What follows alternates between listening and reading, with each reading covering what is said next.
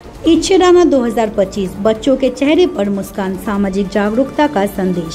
सिलीगुड़ी के राजाडांगा धोलाबाड़ी में पद्मश्री करीमुल हक के घर पर इच्छेदाना 2025 का आयोजन हुआ, जो बंधुचल वेलफेयर ऑर्गेनाइजेशन का वार्षिक कार्यक्रम है।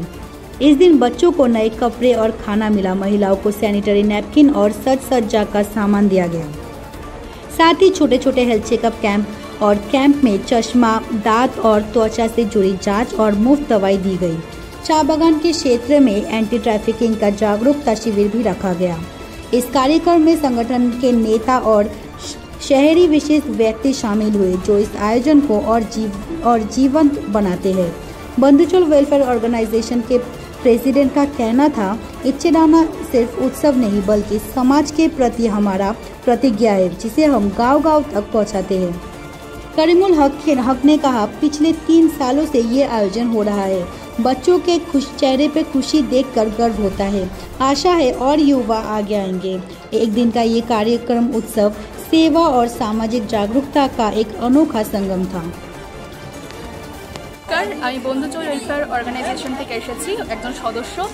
আজ আমরা ইচ্ছেদানা 2025 আমরা 3 বছর ধরে ক্রান্তিতে স্যারের বাড়িতে, কর্মক স্যারের বাড়িতে আমরা এই অনুষ্ঠান করছি, যেখানে সারাদিন ব্যাপী এক ডিস্ট্রিবিউশন ক্যাম্প চলছে, যেখানে হেলথ চেকআপ থেকে শুরু করে ফ্রি ক্লথ ডিস্ট্রিবিউশন থেকে শুরু করে, যেটা আমরা সকলে জানি মহিলাদের সবথেকে গুরুত্বপূর্ণ জিনিস সেটা হলো প্যাড।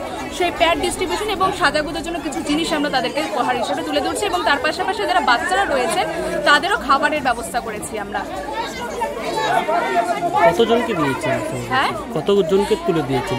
আমরা 50 জনের বাচ্চাদের এবং মহিলাদের প্যাড এবং জামা কাপড় তুলে দিয়েছি। কি বার্তা দিতে চাচ্ছেন? আমি চাচ্ছি এই দুর্গাপূজার টাইমটাতে আমরা সকলেই আনন্দ করি, সকলেই নতুন জামা কাপড় সব পাই আমরা, কিন্তু যারা পান না, যারা এই দুর্গাপূজাকে উপভোগ করতে পারেন না, তাদের যাতে একটু মুখে হাসি ফোটানোর জন্য যাতে সাহায্যের হাত যাতে সকলের মধ্যে বেরিয়ে আসে, এবং এই মানবিক কাজ যাতে সকল রাজ্য জুড়ে কেন প্রত্যেকটি জায়গায় জায়গায় যাতে এই ক্যাম্প এবং সকল যাতে হয়। ম্যাম, আপনার নাম পরিচয়? আমার নাম সৃজা সরকার, আমি বন্ধুচল ওয়েলফেয়ার অর্গানাইজেশনের অ্যাসিস্ট্যান্ট প্রেসিডেন্ট। আজকে আমার বাড়িতে বন্ধুচল ফাউন্ডেশন থেকে একটা বড় ধরনের বলতে গেলে পূজার আগ মুহূর্তের মধ্যে একটা মেডিকেল ক্যাম্প করলেন। সেখানে চক্ষু শিবির ছিল, চর্ম বিশেষজ্ঞ ছিলেন, ডেন্টাল ছিলেন, এলোপ্যাথি হেমোপ্যাথিও ছিলেন ডাক্তারবাবুরা। তো আমি খুব খুশি, খুব গর্বিত। এখানকার স্থানীয় যেসব বাচ্চারা আছে বা যেসব মেয়েরা আছে তাদের জন্য স্যানিটারি ন্যাপকিন থেকে ধরে বাচ্চাদের খেলনা, এসব জিনিস ওনারা নিয়ে আসছে পুজোর আগ পর্যন্ত।